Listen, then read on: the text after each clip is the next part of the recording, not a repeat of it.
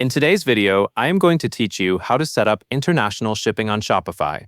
To begin, sign into your Shopify admin. From your main dashboard, look for the Settings area. Settings is where Shopify stores the controls for your store's checkout, payments, taxes, and shipping. So it is the right place to start when you are expanding into international orders. Once you are in Settings, click Shipping and Delivery.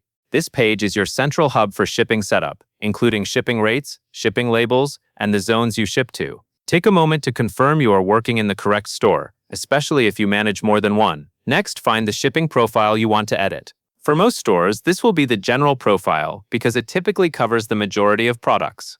To the right of that profile, click Manage. This opens the profile details, where you can control which locations you ship from and which countries and regions you deliver to. Now scroll down until you see the section labeled Shipping Zones. Shipping zones are how Shopify groups destinations, such as a set of countries in Europe or a specific region like Asia-Pacific. Grouping countries this way helps you keep your shipping setup organized and makes it easier to maintain later. In the Shipping Zones section, click Create Zone. You will be asked to name the zone.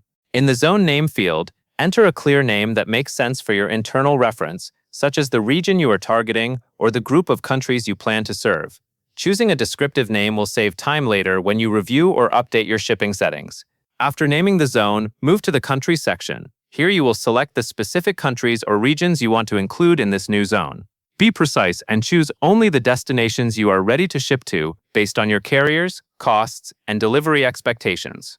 When you have finished selecting your countries or regions, click Done to confirm your choices and finalize the zone selection. At this point, your international shipping zone is created within the profile you selected, and you can continue building on it with the shipping options that match your business plan. That covers everything you need to know.